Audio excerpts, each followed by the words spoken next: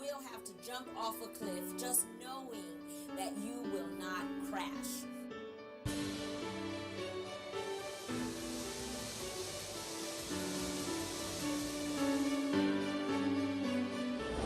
Let me tell you, everybody has their baggage and everybody has their demon. So you might as well deal with your own demon and everything will work out fine. If you're not in control of your emotions will be in control of you.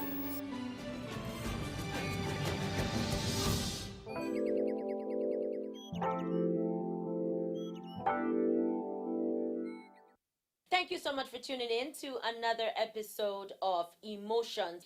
Our topic today is on the principles of relationship and marriage. The principles of relationship and marriage. By the grace of God, I have been opportune to be married for 8 years, and of course before I got married I was in relationships, so I think that I know a thing or two about relationships. And one thing that I know about marriage, or what keeps a marriage going, or what keeps a marriage healthy, truly is communication. I have a guest today and I know that he will be speaking on the 4 C's in marriage, which cannot be far from the truth. But just a little bit that I have to chip in, is to encourage those of you who are married. First of all, congratulations for hanging in there, because a lot of people who are not married think that marriage is a bed of roses. It is not. It is not a bed of roses. First of all, it is not even a bed, and it is not a rose. Yes, there are moments of bliss. Yes, it is a beautiful thing. You have a permanent person there to conversate with. If you are tired of your marriage today, I encourage you to pipe down. Just calm down and listen. Allow the other person to communicate while you listen, and when you are communicating, please, spouse, listen. If you communicate and you do it from a place of being genuine, there is nothing that you cannot conquer in marriage.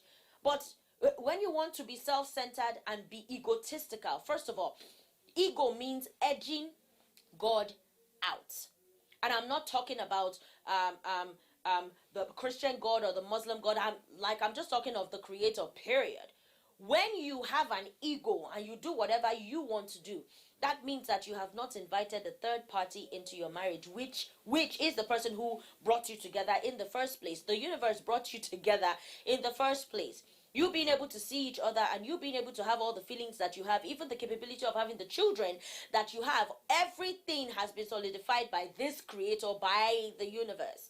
When you choose to ignore that and do whatever you want to do, you will have cankerworms in your marriage. And I'm saying this from a place of experience. There's nothing I've not done in my marriage. I have run away from the house. I have reported him to my parents. I've reported him to in-laws. I have screamed. I have shouted. I have rolled my eyes. I have insulted him. He has shouted on me. I have shouted on him. At the beginning, I used to hit him. My husband has never hit me, and he would never hit me. But my husband was emotionally abusive. He would do the silent treatment. He would walk away. He would slam doors. He would not talk to me for 3 days. He would not touch me for weeks. Me, on the other hand, I would scream and I would yell and I would hit him. And to me, I thought that was my way of getting his attention. Until we had to start seeing a therapist, and we had to start seeing counselors. And we realized that we both have to deal with the demons that are within our own selves before we can deal with the demons that is in the dynamic of the marriage.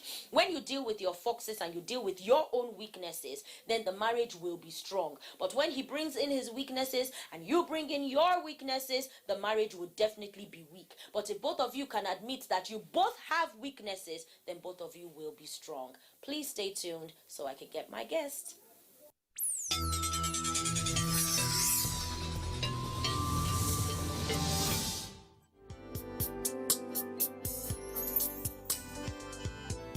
Welcome back to Emotions with Omenasa. My guest is here with me. He is the founder of the School of Articulation, and he is none other than Mr. Komolafe. He is also a behavioral therapist. Thank you so much for being here with us, sir. Thank you so very much. Good to be here with Omenasa on Emotions. Thank you, sir. So, our topic today is the principles of relationships and the principles of marriage. And you know how Marriage is definitely a gift from God. It is awesome. It is wonderful. You have a companion. You're very sure that when you go home, somebody will be there. You have children. But there are so many obstacles in marriage. There are so many roadblocks. There is so much that goes on, and a lot of people cannot talk about it because, like some people think that marriage actually is a do or die affair. So can you please enlighten us on how we can handle marriage without coping but actually enjoy marriage? That without enduring. Without enduring. Without enduring. Yes, You sir. see, any product or good you buy, though marriage is not for purchase, all of a necessity come with the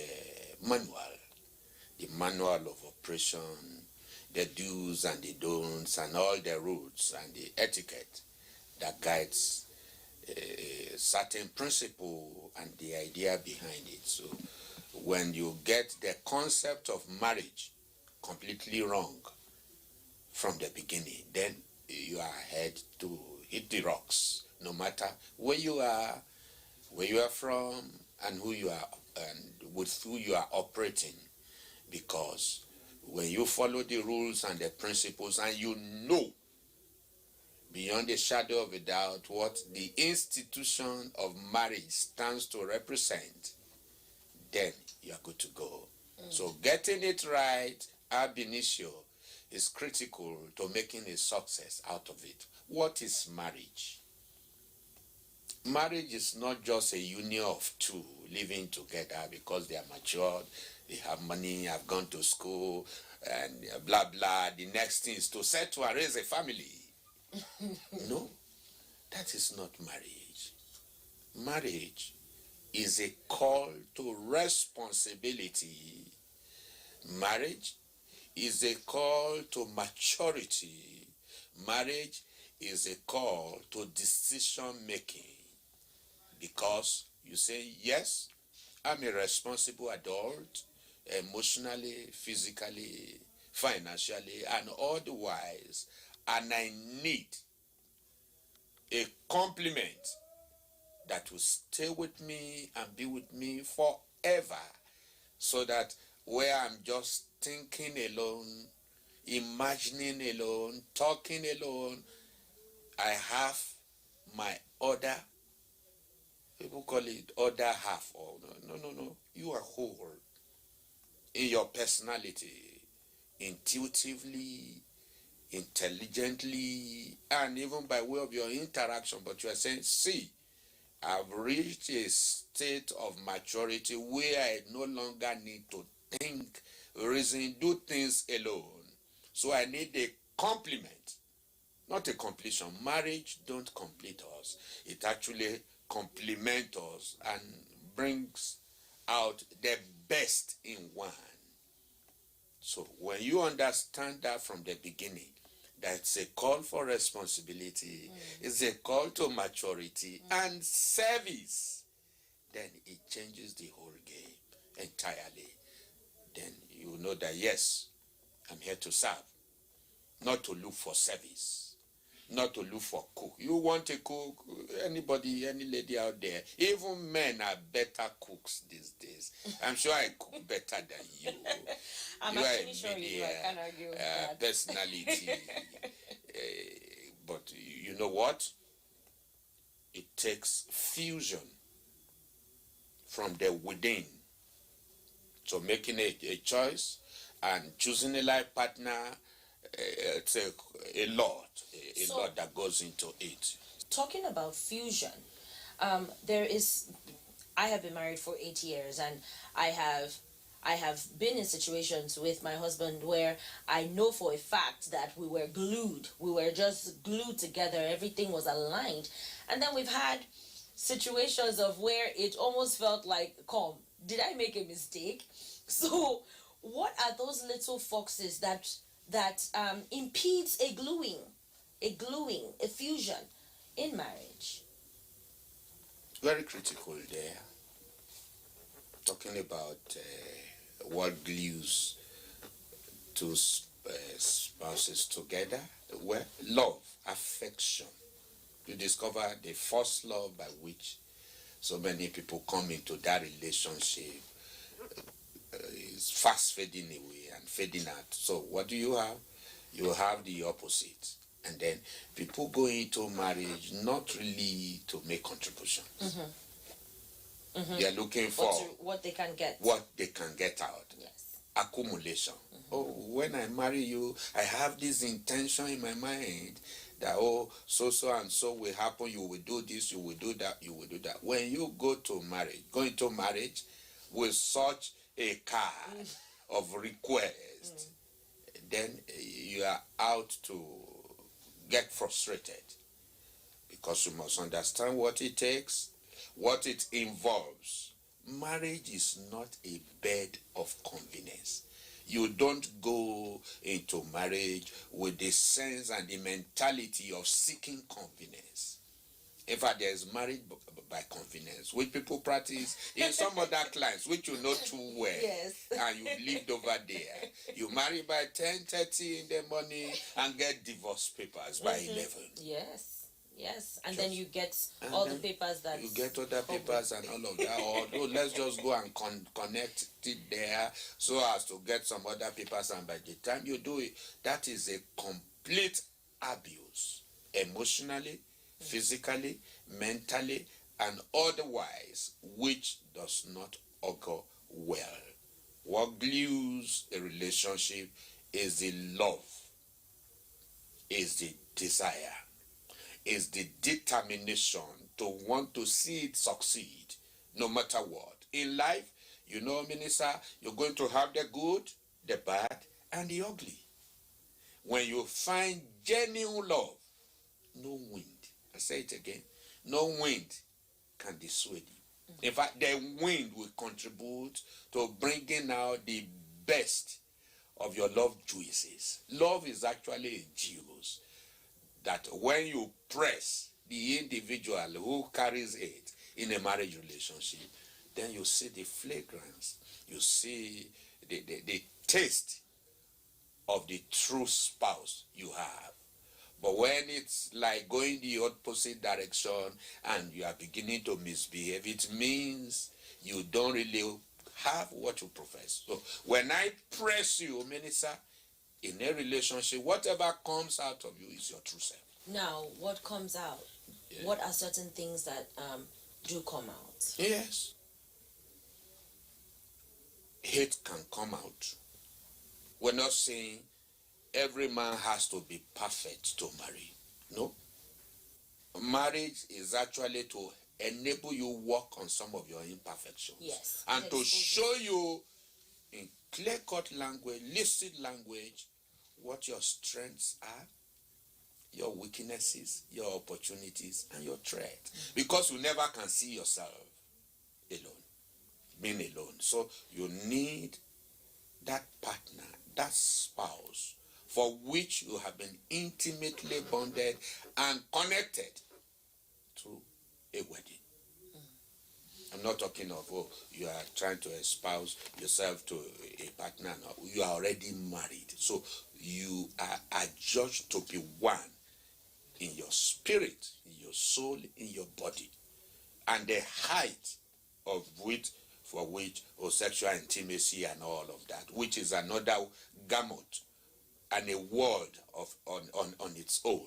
So there must be that intimate connection and fellowship, interaction with each other, that we cascade all toward mental and emotional reasoning before it climaxes at physical bodily union.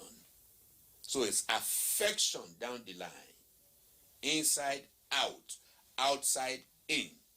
That's not to say you are perfect, but you see, the differences that we see with each other are actually the building bricks or block for which the marriage relationship ought to be consummated and consolidated. So variety is the spices of life. So you what never type of- can marry yourself to say, oh, I'm cool and gentle. I must look for a cool and gentle person, spouse, and all of that, so that everywhere Will be cool. will be cool. No, you're cool and gentle and all of that. Look for an minister there who will throw your house into some certain emotional ballistic missiles that will get you hot so that you can compliment. Okay. You see, you must pull from that end and from this end in order to make room for harmony, not acrimony. So you must be ready to shift ground, shift a little ground. here and a little there, to make a holistic picture of what your home ought to be. Okay, so I'm just going to ask you direct questions. Number one, what do you feel about battery? Number two, what do you feel about the sexual intimacy in marriage? Is it permissible for a husband or wife to insist on intimacy even though the other partner is not interested at the time? Would we call that rape? And also, what is the specific thing that breaks a marriage? So those three things: one, battery; two, does the word rape actually exist in marriage? And then three, what is the one obstacle or ingredient that would destroy a marriage? Battery, rape, and all of those other manifestations, behavioral violations in marriage, are all first cousins of a defect. Once there is a breach in communication, There's a breach everywhere. Do you see? It affects what goes for one goes for all. Once there is communication breakdown, nothing flows. Even mindset are misjudged. Things you say are often misinterpreted. So ensure that there's no break in communication. Gap, No gap. Once there's gap, anything feels it. In life, there is no empty gap. Something of necessity will have to fill it. So 4 things every couple must know. 1, keep the contact alive. Eye contact, talk contact, ear contact. Have a listening ear. Don't be quick. Don't be rash in your decision or in your statement. Have a listening ear to your partner, whether the good, the bad, and the ugly. He is your partner, no matter what. You have been fused together. You've been joined together. So contact is critical. Then from that contact, physical contact, you will know that even some relationship, they hardly hold hands. They say, I beg, leave my hand. We're outside. I say, Morrison, Shubon, that's not to say you go off overboard. But you see, the eye contact, the talk contact, oh, hi there, and all of that, all of those gestures are lubricating fluid in relationship. Contact, from contact, take it up to the next step of connection. In contact, you maybe you're present or by reason of telephone and all of that, just to develop an aura of your partner and all of that, being around or not being around, and then connection. Okay, so contact and Connection, the second stage. In connecting, you're trying to hear and then trying to understand your partner from his or her own point of view. Okay, why is he saying this and all of that? And when you do it out of affection, and out of genuinity, genuineness, genuine intention. yes.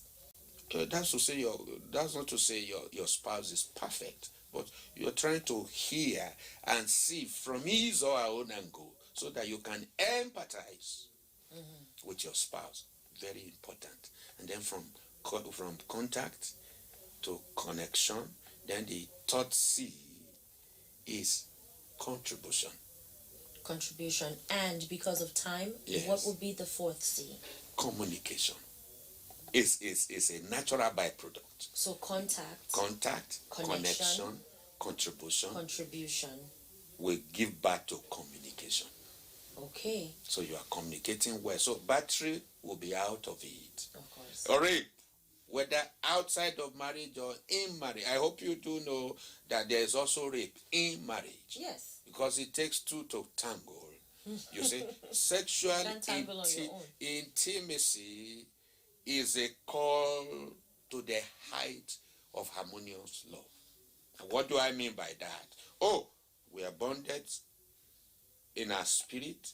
We are bonded in our mind. And in your body. Then your body can flow. But in a situation where there is no bonding in the spirit, in the mind, and you want it in the flesh, this is outright falsity there, and that is rape. And that is abuse. And that is abuse. It becomes mechanical. The emotional attachment to it, it's completely warped. And once it is that situation, it is what I call an animalistic behavior, for which you need a therapist, a behavior therapist like me, to be able to fix together. We'll pull out the violation, throw it away, and bring you back to definition. So that when you are defined from within, you can be refined on the outside, including in bed. Awesome. Awesome. So how refined are you? I think I am very refined. Then I will ask my brother and friend. Thank you so much, sir. Thank you so much, sir, for enlightening us. And so, thank you so much, my viewers, for watching today. You listened and you heard Mr. Komolafe talk about the 4 C's in marriage, which is communication, connectivity, contribution, and what was the other one? No, this is the arrangement and the order. Because if you are climbing a staircase, you have to begin from the first step. Contact. Contacts. In all sense of it. That will give birth to connection. Where there's interaction and interplay of flow. Then that makes a contribution, because you can't connect without contribution. There will be a flow inside out, and the holistic picture is communication. And then lastly, when you break it down and you don't follow through, you're going to have assault one of the days, you're going to have rape, you're going to have abuse, and the worst case scenarios is that you'll find couples killing themselves. Yes. This is completely odd, and it shouldn't be. Forbidden. So, you need help. You need to talk to us, and let's see how to put the pieces together to make a whole again. It's possible. Awesome. Well, until next time, thank you for watching. You will have to jump off a cliff, just knowing that you will not crash.